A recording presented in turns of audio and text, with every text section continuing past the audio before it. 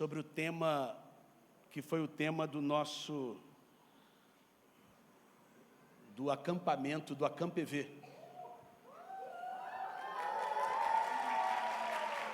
Isso aí. Mais de 100 jovens estiveram desde quinta-feira no acampamento da nossa juventude e adolescente. Foi uma bênção. Foi ou não foi? Bom demais, né? Então, hoje nós vamos fechar, né, o AcampEV, trazendo o tema, né, desse nosso acampamento. Eu convido você a abrir sua Bíblia em João, capítulo 17. João, o evangelista, no capítulo 17. E vamos falar sobre jogando em unidade, um só time, um só propósito. João, capítulo 17.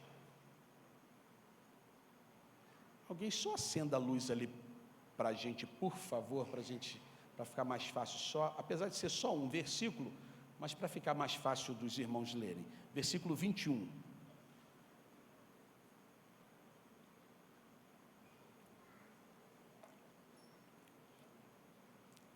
João capítulo 17, verso 21. Irmãos, logo após nós estaremos orando, eu queria também pedir a você que, nas suas orações, agora e durante a semana, nós estivéssemos orando pela vida do pastor Zé Carlo da Denise, né, Tiana? Ele sofreu um AVC agora à tarde, está hospitalizado na UTI, então precisa das nossas orações, do nosso cuidado. Então estejamos orando pela vida do pastor Zé Carlos, um amigo muito querido, né, familiar da Sebastiana, da esposo da nossa querida Denise Dutra. Então lembremos nas orações também do pastor Zé Carlos e toda a sua família. João capítulo 17, verso 21. Para que todos sejam um, Pai, como tu estás em mim e eu em ti, que eles também sejam ou estejam em nós, para que o mundo creia que tu me enviaste. Ponto. E que o Senhor nosso Deus abençoe as nossas vidas sempre que lemos as Sagradas Escrituras. Feche seus olhos, vamos falar com Deus. Paizinho, nós queremos agradecer nessa noite pelo privilégio que o Senhor nos deu de poder, nesse final de semana, nesse feriado, estar ali com a nossa juventude, a juventude sendo ministrada pelo Senhor, através de tantas vidas. E muito obrigado, Senhor Deus. Muito obrigado pela vida do Davi e da Marcela, líderes, Senhor Deus, desse ministério. Muito obrigado pelo cuidado ali do pastor Davi e a Roberta, também, Senhor Deus, ali cuidando desse ministério, juntamente, Pai, com mais de 50 líderes, fazendo com que essa centena de jovens e adolescentes da nossa igreja pudessem receber uma parte do Senhor. Pai, obrigado também por cada família que está aqui nessa noite, que escolheu cultuar ao Senhor junto conosco. Mas em especial nessa noite nós entregamos a vida do pastor Zé Carlos em tuas mãos. Ali, Senhor Deus, agora naquele hospital, nós não sabemos o estado do teu filho, mas nós sabemos que ele é teu servo e que o Senhor é o Deus da cura, que o Senhor pode operar um grande milagre na vida do teu servo e a bênção sobre a vida daquela família. E é isso que nós rogamos, para que o Senhor esteja ali abençoando, porque sabemos que o Senhor cuida dos teus. Em nome de Jesus nós oramos. Amém. Irmãos, na quietude de uma noite sagrada, pouco antes de Jesus se entregar como um cordeiro, Jesus, ele levantou os olhos aos céus. O seu coração estava carregado de amor e também carregado de propósitos. Jesus, ele não se limitava apenas às pessoas que estavam ao seu redor, mas ele pensava em atravessar o tempo como um rio que alcança terra distante. Então Jesus faz essa oração. Esse texto que nós lemos é uma oração de Jesus, e é interessante porque essa oração Jesus fez por você. O texto diz: não rogo somente por estes, por aqueles que estavam com Jesus naquele momento, mas também por aqueles que pela sua palavra hão de crer em mim. Então ali naquela oração profunda, estavam incluídos todos os que viriam depois, homens, mulheres, jovens, adolescentes, crianças, que mesmo sem terem visto, creriam em Jesus. E como se cada alma futura fosse acolhida naquele momento, envolvida pela intercessão do próprio Filho. E Jesus aqui orava pela unidade, não uma unidade superficial, não uma unidade como folhas reunidas pelo vento, mas para uma união viva, enraizada no propósito. E então ele pede aqui em sua oração para que todos sejam um, assim como tu, ó Pai, está em mim e eu em ti. Então essa mensagem, ela é muito viva hoje, principalmente por esse momento que nós estamos vivendo de polarização, um momento de divisão no nosso país. O Senhor hoje traz uma palavra para a gente, mostrando uma comunhão que reflete o próprio coração divino, íntimo, verdadeiro e inseparável.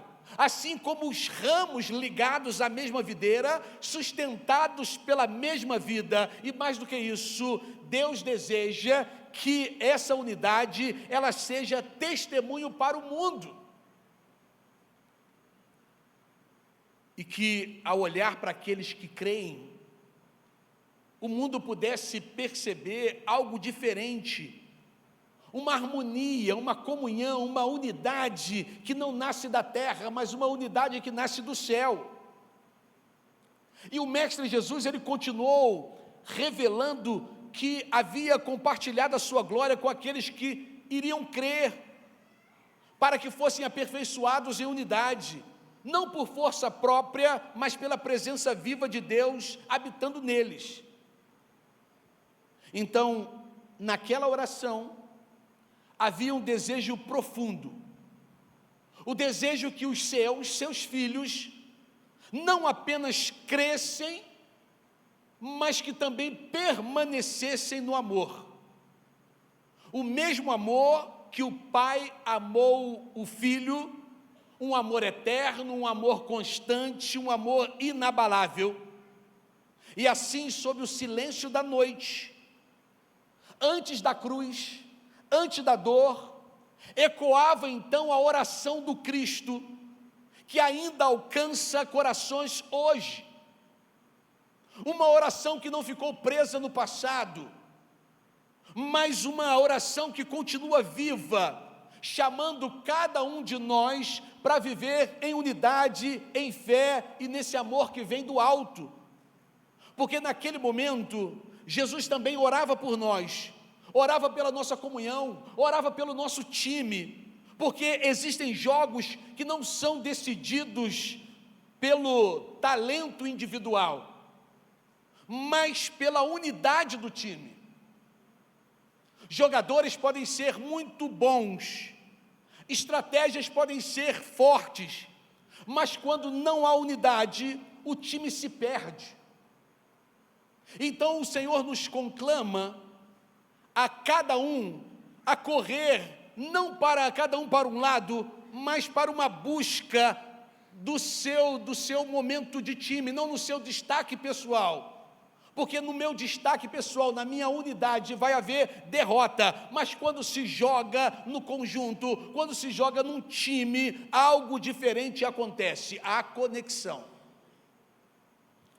a propósito, a direção, e o que parece impossível se torna alcançável. Então, pensando nisso, a gente também lembra que a Páscoa é exatamente isso. A Páscoa não foi um evento isolado. A Páscoa não foi apenas um ato de sofrimento. A Páscoa foi o maior movimento de amor na história. Na cruz, Jesus não morreu apenas por indivíduos, Ele morreu para formar um povo, para que esse povo se tornasse um só corpo, um só time, um só propósito, porque o Evangelho não é sobre vidas desconectadas, é sobre uma família unida em Cristo. Então Jesus não veio apenas salvar pessoas individualmente, Ele veio para formar um corpo, Ele veio para formar uma igreja, Ele veio para formar um povo em unidade. E nessa noite de Páscoa, eu quero pensar com você sobre 5 verdades do que significa jogar em unidade no reino de Deus. Primeira verdade: a Páscoa nos revela que todos estavam no mesmo problema. Todos. Romanos 3:23 diz: porque todos pecaram e destituídos estão da glória de Deus.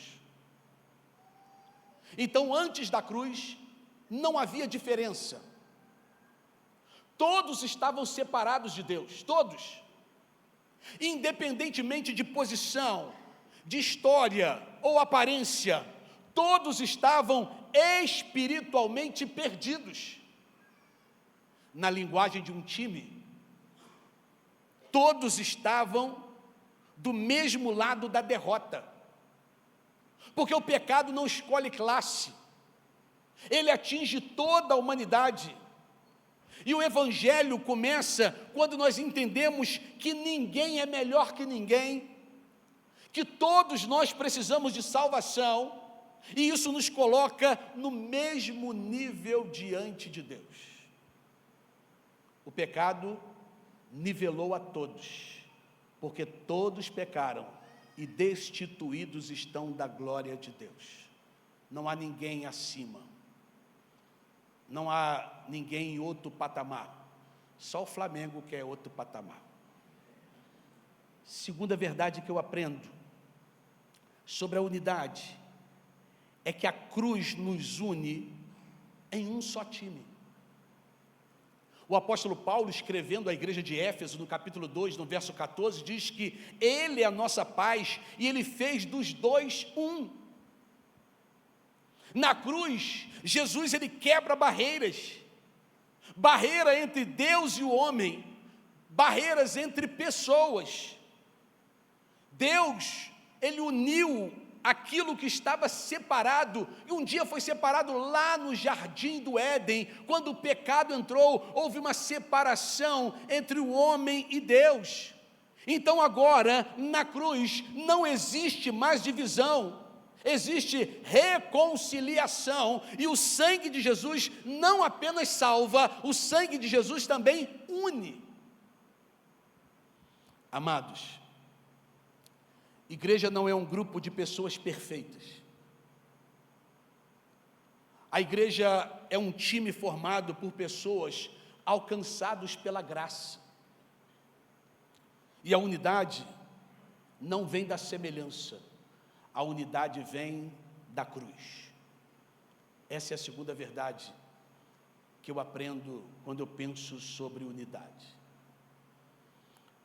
Mas eu aprendo uma terceira verdade, é que a ressurreição nos dá um propósito comum.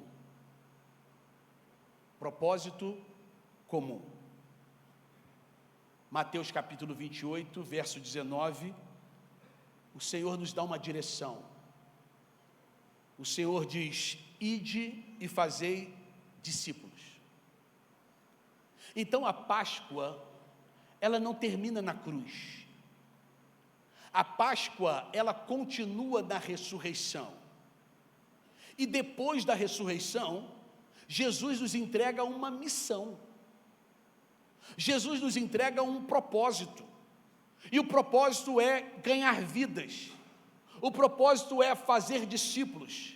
O propósito é levar o Evangelho. Então isso define o nosso jogo. Nós não estamos aqui nesse mundo apenas para existir, nós estamos aqui para cumprir uma missão, nós estamos aqui para cumprir um objetivo. Então um time sem propósito, ele se perde. Mas quando nós entendemos a nossa missão, quando nós entendemos qual é a nossa missão, nós sabemos por que nós estamos aqui. Como eu disse anteriormente, cerca de 100 jovens e adolescentes estiveram ali desde quinta-feira nesse congresso.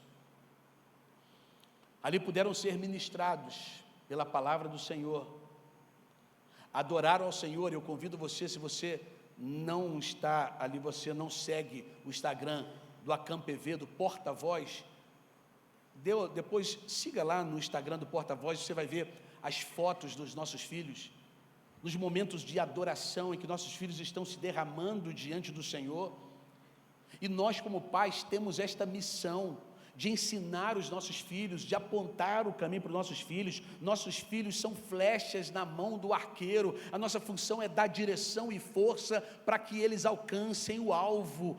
Pecado é errar o alvo. Então nós, como pais, nós temos a função de mostrar o alvo correto, dar força, impulsionar os nossos filhos a acertar o alvo. Essa é a nossa missão. Irmão, o que adianta você ganhar o mundo inteiro e perder a sua família?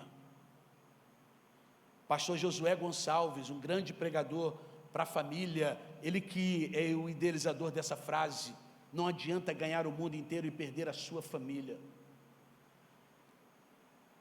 Certo tempo aqui, eu falei aqui na nossa igreja, que para mim o céu não será a mesma coisa se lá não estiver a Jô, o Davi, a Marcela, minha nora, minha filha Iris, meu genro Luiz Fernando, meus netos Ethan, Joshua e Oliver.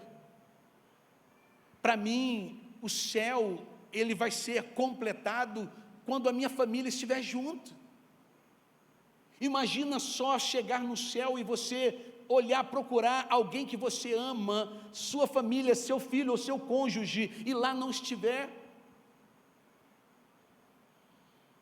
Nós temos uma missão, que é proclamar o Evangelho, mas primeiro aos de dentro de casa, primeiro aos nossos filhos, ao nosso cônjuge. Eu aprendo uma quarta verdade nesse texto, é que cada um tem uma função, mas o objetivo é o mesmo. Cada um tem uma função. Como um time, cada um está numa função, na zaga, no ataque, no meio de campo, no gol. O apóstolo Paulo, escrevendo a sua primeira carta aos Coríntios, no capítulo 12, no verso 12, ele vai dizer que assim como o corpo é um, vai nos mostrar que em um time, cada jogador ele tem uma posição ou uma função diferente, habilidade diferente, mas o objetivo é um só, que é vencer. No reino de Deus é assim. Cada pessoa tem um papel. Para que esse culto aconteça agora, está acontecendo paralelo a isso o ministério infantil, o ministério de trânsito, o ministério de recepção, ministério de louvor, projeção, sonoplastia, valentes, brigada de incêndio, enfermagem. Esqueci de algum? Essas são as equipes que estão trabalhando agora, junto com o Ministério da Palavra, para que esse culto aconteça. Cada um em uma posição diferente, mas um único propósito: adorar a Deus e servir pessoas. Todos fazem parte do mesmo corpo. Então, quando eu e você, nós entendemos isso, nós paramos de competir e começamos a cooperar. Ei, você não precisa ser igual a ninguém.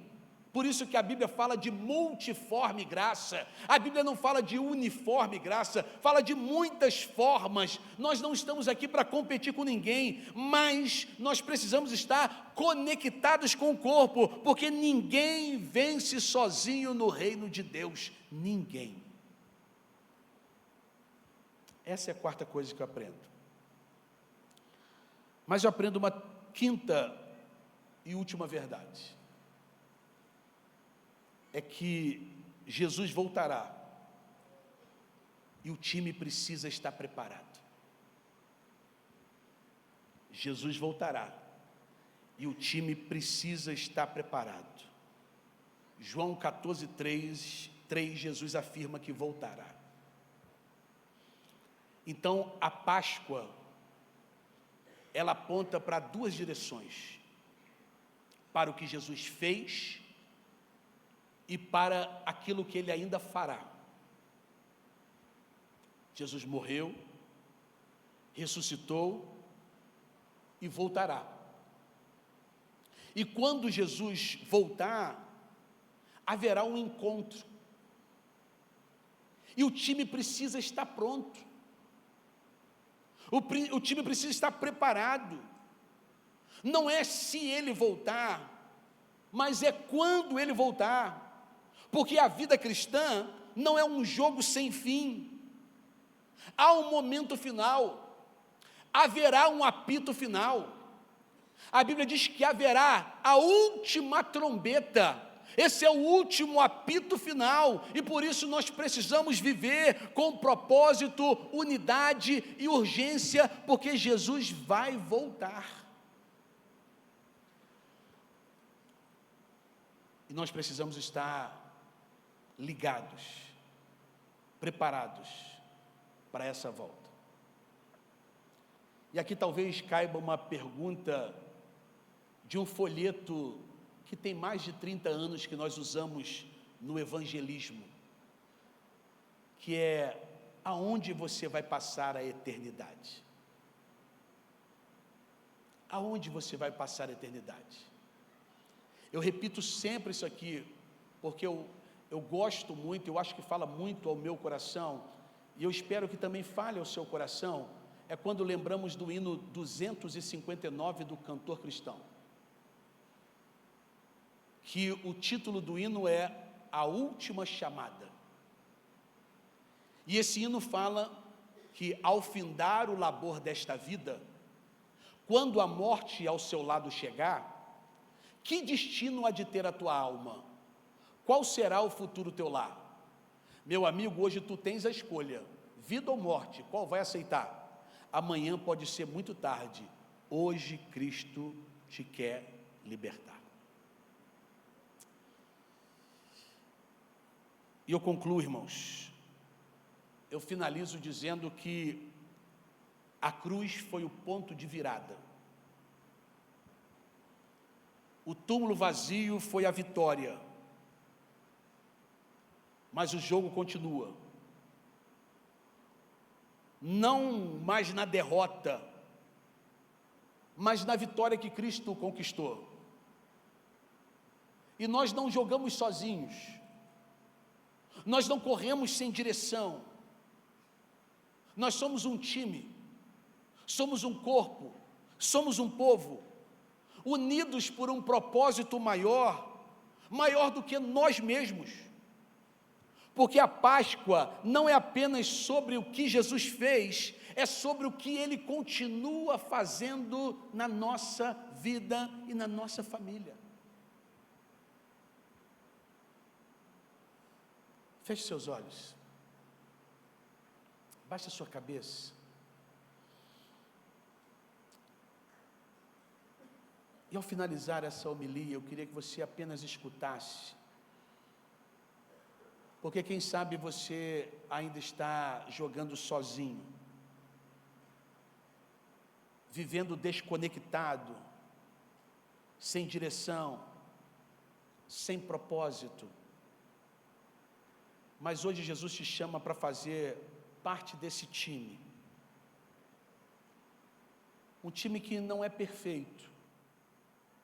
É verdade, esse time não é perfeito. Mas é um time transformado. É um time que não joga por si mesmo, mas é um time que joga por propósito eterno. E hoje, você pode decidir sair da vida individual e entrar numa vida de unidade com Cristo. Porque na cruz, Jesus abriu o caminho. Na ressurreição, Ele nos chamou para jogarmos juntos, para jogarmos em um só time, um só propósito, uma só esperança. E essa esperança tem nome, e esse nome é Jesus. Por isso que nessa noite eu gostaria de orar por você, orar pela sua família, orar pela sua casa, orar pelo seu propósito de vida. Daqui a pouco nós vamos começar a colheita. Eu queria também orar pela sua colheita. Você que tem roça, ou você que vai trabalhar na roça, ou que você indiretamente, que todos nós indiretamente estamos, fazemos parte desse momento de panha, momento que envolve toda a nossa região. Eu quero orar por você. Senhor, aqui nós estamos ligados em um só espírito, em um só propósito, em um só time, reconhecendo que, apesar das nossas diferenças, cada um jogando na sua posição, nós não podemos, Senhor Deus, apesar dos nossos talentos individuais, nós não podemos jogar sozinhos. O time contrário é forte, Senhor. O time que joga contra nós é um time astuto. É um time que não joga de forma leal. É um time que entra duro, Senhor Deus. É um time, Senhor Deus, que faz de tudo para machucar, para frustrar, para decepcionar, para levar esse time do reino a perdas. Mas nós temos, Senhor Deus, o maior e o melhor de todos os técnicos, Jesus de Nazaré, que já no início, Senhor Deus, montou um grande time.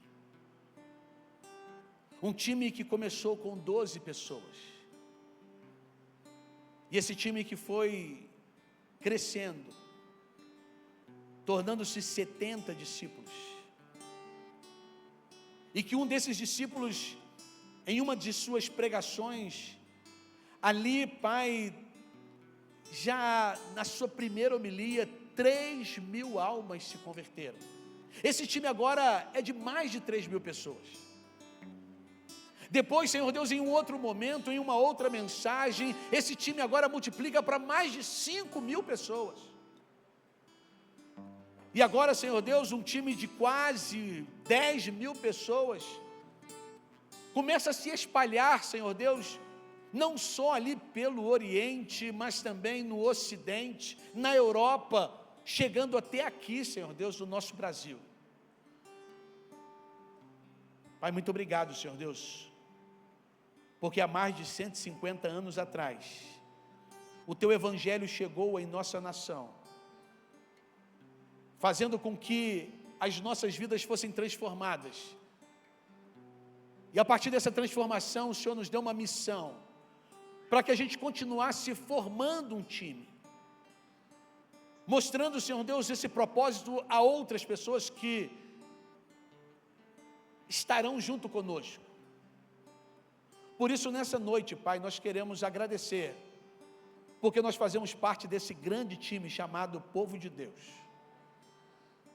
Mas quem sabe, Senhor Deus, ainda tem nessa noite aqui, nesse templo, ou alguém que está nos assistindo, Senhor Deus, no nosso culto online, pela nossa rede social, alguém que ainda não faz parte desse time, que está jogando individualmente, ou quem sabe alguém que está lesionado, que não faz parte mais de time nenhum, já foi machucado, Senhor Deus, num time, e agora não quer mais participar de nenhum time, mas, Pai, vivendo uma vida de tristeza, o Senhor incomoda nesse momento o seu coração, dizendo que o seu lugar é nesse time de vencedor, porque o Senhor é mais que vencedor, e nós somos vencedores em Cristo Jesus.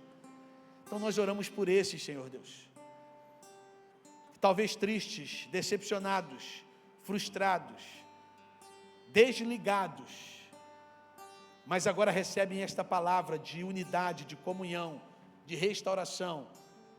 Estão sendo, Senhor Deus, agora convocados para fazer parte dessa seleção do melhor time do mundo, o time do reino de Deus. Ó Deus, oramos também, Pai, pela nossa cidade, pela nossa região.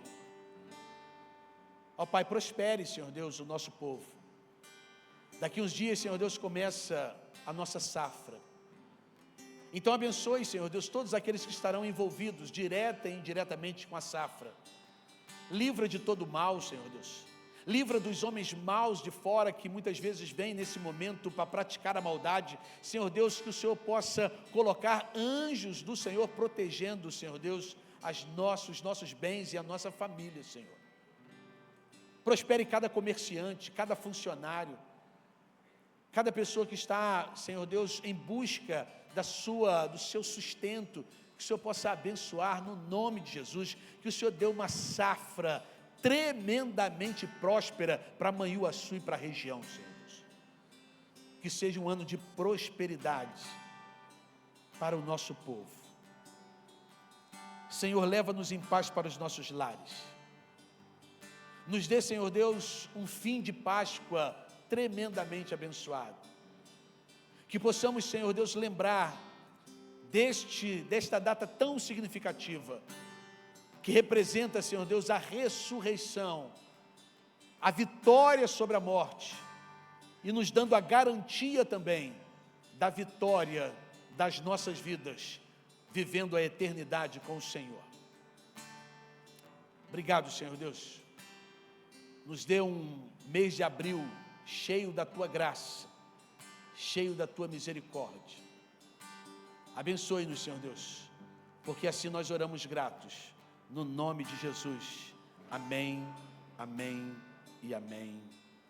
Graças a Deus. Irmãos, eu encerro agradecendo as pessoas que nos visitam nessa noite.